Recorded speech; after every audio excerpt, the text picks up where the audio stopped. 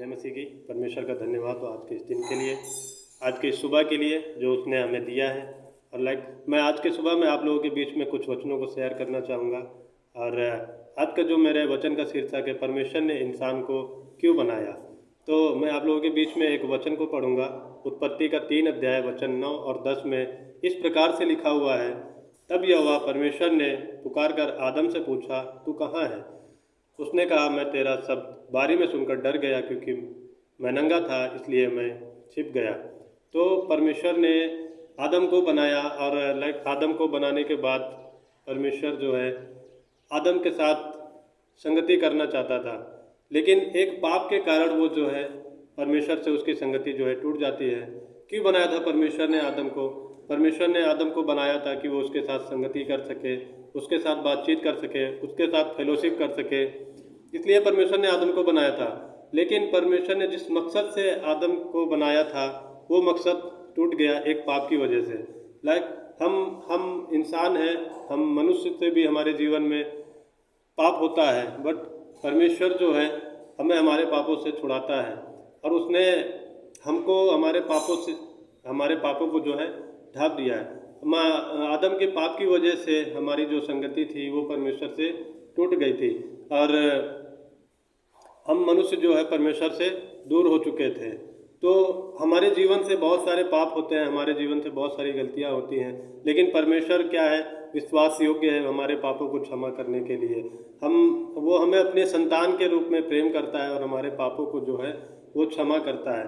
तो हमारा जीवन है ये पापों से भरा हुआ है, लेकिन परमेश्वर का वचन जो है कहता है कि हम जवान अपने आप को पहचाने। हमें किस प्रकार से अपने आप को पहचानना है, परमेश्वर ने हमें क्यों बनाया है, परमेश्वर आपसे क्या उम्मीद रखना चाहता है, परमेश्वर आपसे क्या चाहता है, हमें अपने आप को आज पहचानने की ज़रूरत है। तो परमेश्वर का वचन भी कहता है कि सबोपदेशक 11:9 में लिखा हुआ है, हे जवान अपनी जवानी में आनंद कर और अपनी जवानी के दिनों में मग्न रहे, अपनी मनमानी कर और अपनी आंखों की दृष्टि के अनुसार चल, परंतु यह जान रख इन बातों के विषय में तेरा न्याय होगा। तो वचन कहता है कि अपनी जवानी के दिनों में मगन रहे, अपनी मनमानी कर, और लेकिन ये जान रख कि इन बातों के विषय में जो है तेरा न्याय होगा। तो हमें जो है हम अपने जीवन को अपने तरीके से जीने की कोशिश करते हैं, लेकिन परमेश्वर कहता है कि ये चीज़ को ध्यान रखो कि अंत के विषय में तेरा जो है न्याय होगा।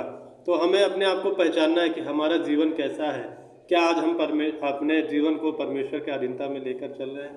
क्या आज हमारा जीवन परमेश्वर के वचनों के पीछे चल रहा है? क्या आज हम अपने जीवन से परमेश्वर पर विश्वास कर रहे हैं? हमें आज ये रियली अपने आप को जानने की ज़रूरत है कि आज हम कहाँ पर हैं, आज हमें हमारे जीवन से क्या हो रहा है। तो हमें ये परखने की ज़रूरत है अपने आप को, क्योंकि वचन लिखा हुआ है, विश्वास करना, वचन मानना और न्याय से बचे रहना।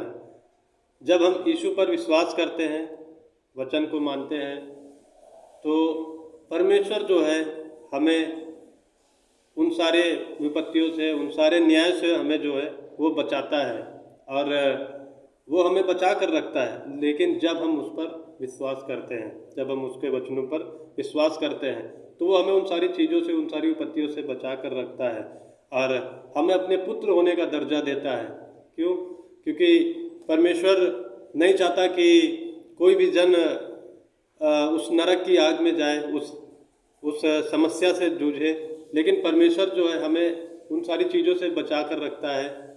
हमें सिर्फ क्या करना है, उस पर विश्वास करना है, उसके वचनों पर विश्वास करना है, और ऐसा करने से हम उसके पुत्र बन जाते हैं, उसके बेटे बन जाते हैं और उस स्वर्ग के जो नागरिक बन जाते हैं। तो हमारा स्वभाव भी उसी तरह से वो नया हो जाता है परमेश्वर में। जब हम उस पर विश्वास करते हैं, उसके वचनों को मानते हैं, तो वो हमारे जीवन को ही नहीं बदलता, वरन हमारे स्वभाव को भी धीरे धीरे वो बदलना शुरू करता है। तो उसी प्रकार हम देखते हैं कि 2 कुरिन्थियों 5 अध्याय वचन 17 में लिखा हुआ है, सो यदि कोई मसीह में है तो वह नई सृष्टि है, पुरानी बातें बीत गई, देखो वह सब नई हो गई। तो हमारा जीवन जो हमारा पाप से भरा हुआ था, लेकिन अगर हम यीशु मसीह पर विश्वास करते हैं तो हम उसके लिए एक नई सृष्टि है। और वो कहता है कि देखो सारी पुरानी बातें बीत गई और अब जो है सब कुछ नया हो गया है। वो उसने हमें भी नया किया है, हमारे पापों को धोकर, अपने लहू से धोकर हमें शुद्ध किया है, हमें नया किया है। तो आज हमें ज़रूरत है उसके वचनों के पीछे चलने की, उसके कार्यों को करने की, और वो हमें अपने अनुग्रह से भरता है। लाइक हम यहाँ पर 3 बातें जो है मैं बताना चाहूँगा, जो परमेश्वर हमें, हमारे विश्वास, जब हम उस पर विश्वास करते हैं वो हमें तब बनाता है। तो 3 बातें हैं। परमेश्वर हमें अपना संतान, अपना बेटा बनाता है, और दूसरी बात है आप परमेश्वर की नज़रों में राजकुमार हैं, और तीसरी बात है और अब हम उसमें जो है नई सृष्टि हैं। तो लाइक हमारा एक इंसान के पाप की वजह से परमेश्वर ने जो है, हमारी जो संगति थी वो परमेश्वर से टूट गई थी, लेकिन परमेश्वर कहता है देखो पुरानी बातें बीत गई और अब जो है सब नया हो गया है। तो हमें उस पर विश्वास करना है, उसके वचनों पर विश्वास करना है, और वो हमारे जीवन को जो है बदलेगा और वो हमें नया करेगा। और लाइक हमें उसके वचनों को फॉलो करते रहना है, उसके पीछे चलते रहना है। परमेश्वर हमें बढ़ाएगा और हमारे जीवन में वो सब कुछ नया करेगा और हमारे साथ में रहेगा। हमारे हमारे हर एक चीज़ों में वो हमारे साथ में रहता है, और हमारी हर एक मुश्किलों में वो हमारे साथ में रहता है। और हमें सिर्फ अपने आप को पहचानने की ज़रूरत है, हमें अपने आप को पूरी तरह से परमेश्वर के हाथों में समर्पित करने की ज़रूरत है, और परमेश्वर हमें जो है वो आकार देगा। उन सारी चीज़ों में वो हमें जो है उठाएगा और अपना पुत्र बनाएगा, और अपनी महिमा के लिए इस्तेमाल करेगा। तो हमें परमेश्वर के वचनों में बने रहना है और उसकी महिमा, उसकी आराधना करते रहना है। जय मसीह की।